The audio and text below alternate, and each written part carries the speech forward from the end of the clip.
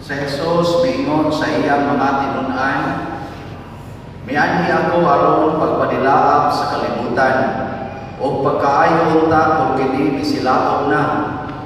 Dunay bunya nga ako pangdawaton, o dili ako mahimutang hangtod matuman kini.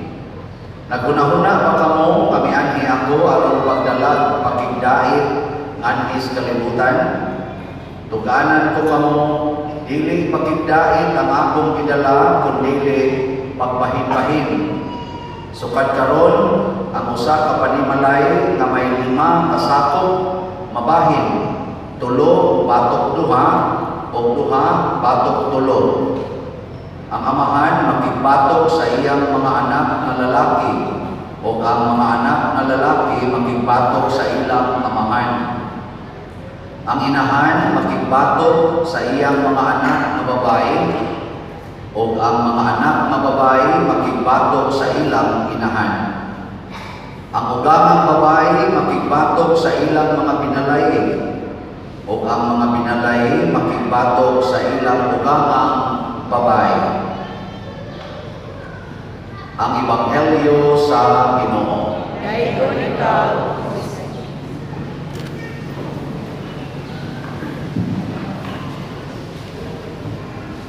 Mga igsoon, kung atong subayon ang mga pagbasa, diri sa unang pagbasa si Propeta Jeremias, nabuutan kaayo, buutan kay siya, gikalagutan sa mga tao.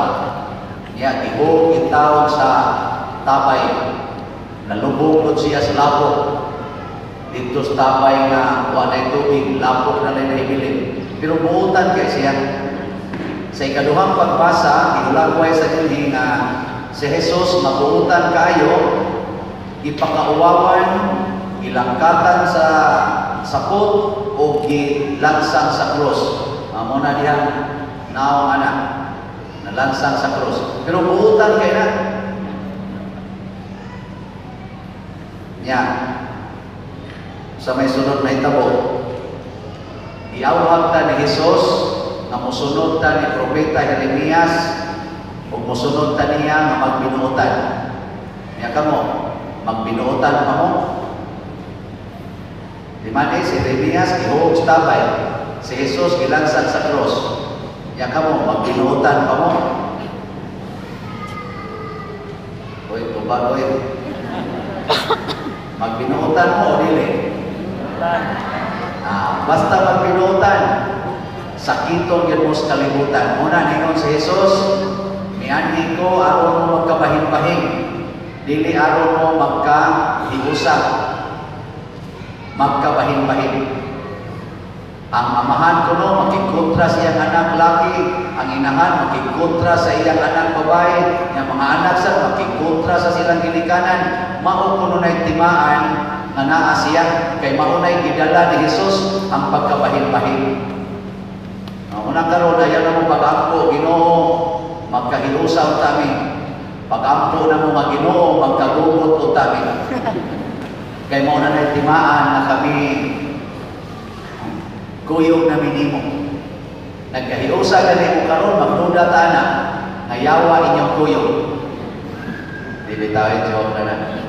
Pero nganong niingon man si Jesus na magkabahin-bahin basta naa siya? Kasabot mo ani. Sabot mo pariha tawa, sabot. Galibog sa nakumotong ani, anong naingon ani ni. Ako lang suwayan og share ninyo, ang akong nasabtan kamay, basit pag hindi ko man akong share, usapot mo kalibog. Ang una, di man nato ang kalibutan, iharian ni Yawa. Ang kalibutan, iharian ni sa Yawa, dili ni iharian sa Ginoo. Agree, disagree. Muna gitawag ni siya ninyo sa Pinisaya, 8 sa mga luha. Sa English, Valley of Tears. Nga naman, kay ang Yawa mo'y naghari din. Kung basahon ninyo sa Book of Revelation, chapter 1 ko kahibaw, sa ninyong pari ang taon, hindi man kayo ni Maayos Bible. So, murag uwa ko masayo, murag na chapter 12. Doon ako na gubat dito sa langit nga nahitabo. Si Satanas versus Saint Michael the Archangel. Gubat sila. Nasa mga angels si Satan, 1/3 of the angels in heaven. Yung paggubat nila, napildi ko no ang yawa, ihingin lang siya sa langit, o dinhi siya gitambog sa yuta. Muna ang yawa karon ni anas yuta. Naadiyas tupad ninyo, naaro diha ang yawa. Diya sa tupad na ako. Na diya sa ganis mga sakristan ng mga buutan ba ganin. Doa sa dito sa mga choir, tupad sa yawa nito. Kaya di ang yawa sa kalimutan. Ya pag-abot niya din gusto niya nga ang tanang tao, mamatao sa kalimutan, at niya dadon sa impyerno. Muna ang daan nga gihimos yawa, nga dako kayo, paduo ra gid sa impyerno. Nya kaya Ginoo naluoy manato si Kristo, nanaog siya din sa kalibutan. Naghimo siya daan padong sa langit. So duha na ron kabukdaan din sa kalibutan, na daan padong sa impyerno, na hinimo sa demonyo, ni Satanas, nasa daan padong sa langit, na hinimo ni Kristo. Nya kay kinharian man ni Yawa, kinsa to mosunod sa daan padong sa langit, kabyunan dayon si Yawa. Mao na nga kung mosunod gani kas Ginoo, magkagubot gyud imong kinabuhi, dugtan gyud kas kalibutan. Muna yung pasabot. Ya kamo, asa man mo musubay? Daan sa yawa, padong sa impyerno, o daan ato sa langit? Ako muspon, daan sa impyerno, o daan sa langit? Terus guys, katulong pangutana, daan sa impyerno, o daan sa langit? Daan sa langit! Sure? Last answer? Final answer? Sige, atong testingan. Ang daan padung sa langit, mao ang dalan sa kamatuoran. The way of the truth. Ingos Kristo, I am the way, the truth. Nakaroon, kamong tanan kaniya nini. Ganahan ba yun mo mamutugan sa kamatuoran? O magpanagana mo? So, kung na mga yawan na kaya kamu mo ng mga asawa nga niya din mutugaan din mo sa kamatuoran kadto sa inyong bana. Away asawa din Toto mo muna po, tuo kong bana ko ninyo. Kaya kamu mo mga bana nga niya ako din mutugaan din mo sa tinuod kadto sa inyong asawa. Oh, mabuang mo sa tungkol. Sige na lang, ang pari, mutugaan niyo sa tinuod nga na ninyo. Istoryahin. Kamu mga anak, kamu mga anak ka na din ganahan din mo mutugaan sa tinuod nga sa inyong ginikanan. Tulosan mo na. O tanawa, pulos-pulos kita din higiyawaan. Pulos-pulos kita din nagsubay sa daan padung sa impyerno, the way of lies. Kunya kung dunay mutugas tinuod, maglagot dayta, mao nang magkagugot dayta. Bisag karon sugdan akong tugas tinuod. Tanawa, di ba? Maglagot mo na ako. Saan? Okay na ninyo, tuganan tagos tinuod. Testing lang niya. Walang personalan. Example lang eh. Kamong nagpa-color sa buhok, mga bakakon mo. Kaya wala ninyo itugan ang tinuod na dili ginabla ninyong buhok, inyo na lang ikulor-kuluran. Mga bakakon mong dako. Kamong nangis-ngis sa kilay, mga bakakon mo. Kaya wala ninyo itugan ang inyong kilay, nipis gidi na, kaya katag pa yun. Inyong ikiskisan, inyong ibalisan, naroon inyong baga, niya straight. Mga bakakon mong dako. Kamong nagkulor-kulor sa lumabil, mga bakakon mo. Wala nang itugan na lagon, hindi mong white.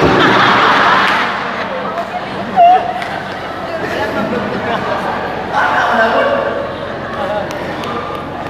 Kamong nagutang-utang kondisyon sa inyong naon, mga bakakon mo. Wala ninyong ipakita ng inyong naon, luspad yun na, dyan, saldan-salon pa yun kayo. Inyo na pahabis-habison, aron kurang tinuod na makak mo. Kana gagmay pa lang na ang mga kamatuoran, pero mura na mong niaksyon kalagot na ako. O sa nagatuganan, tapos dagudan kong kamatuoran. Na kamong mga managuyag, nagasigig tinukhangay mga bakakon mo, dili pa mo ba ng asawa, nganong nagsigig na mamugdugdog, di ba?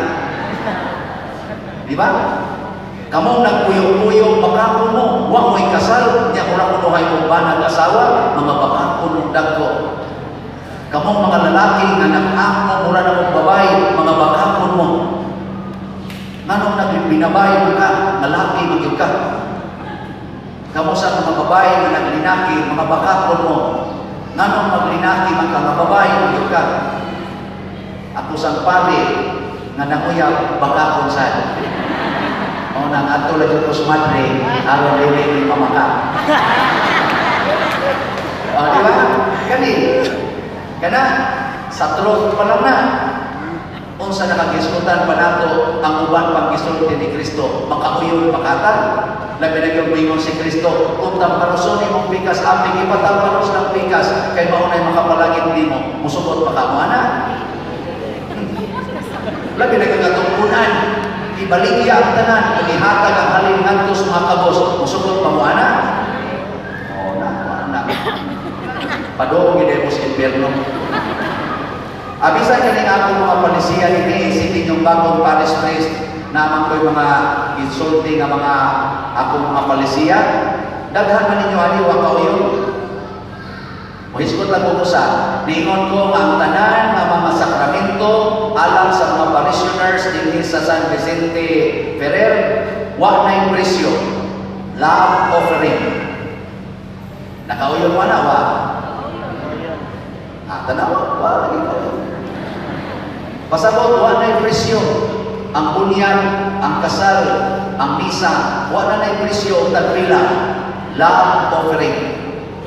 Kauyon mo na, wa? Sige, nakauyon. Ato lang uyunan, nakauyon. Ato ko nung suwayan, nakauyon pa yun mo. Unsa man ang love offering. Pasabot, ubayad ka, sigon sa imong tukma, ngadto sa simbahan. Kung magpabunyag ka, mubayad ka sigon sa imong gugma sa simbahan. Nakaroon kung mubayad ka sigon sa imong gugma, kung sa may imong ibayad, ang labing dako nga imong makaya o ang labing gamay nga imong makaya. Kung sa may imong ihatag, ang labing dako nga kantidad o labing gamay. Wala, sugod na ko na kibaw. Kung nahigugma ka, ihatag din mong labing dako. The best that you can give. Perabta lang ko sa una, nanguyab ko, nagkampumuyab sa una, o magpumusulog seminaryo. Karoon, ba naman kayo, jotay naman lang. So, kung nahigugma ko, nagpumuyab sa una, may mo na pumuyab kayo, kung may pagsugod-sugod na ng Jollibee sa una, may mo na siya niluta, kaya sugod na ng Jollibee, no? Kaya estudyante pa kung may kalisod na akong kaon, lisod akong pamiliti, kaya maingon pa yun nga, luta ka man at Jollibee, maglisod magani may palit o paan dito sa Anitas. Niya, Jollibee na noon, pero ako wag ko magpaalata, kinapausipin, noon niya tadiha. Pero munas ginawa na kong tigong-tigong, pamangka, pamuntos bukid, pamuntos mangkat-tigong yun. Pagkatigong-tigong na akong jutay, ako, atos na Jollibee, ako tinipaya sa kumuya, Nah, dito sila dito tadi ada chicken joy sa Jollibee. Model-model pa ito mga kuwan, katulong mga ice cream, mga sandi-sandi na model pa na isa yun na nila. Ako lang yung kuwan, ako lang yung kuwan, kay lipay man siya. Ako man na akong pangaon, story-story, ako man na, uli. Ako na isang ihatod nga to sa sakyanan.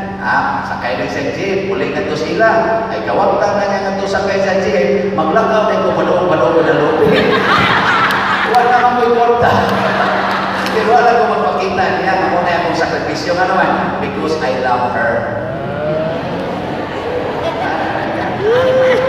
So karon, kung ganang inyong pitaka, nanay soon na 500, na 100, na 50, na 20, inig suro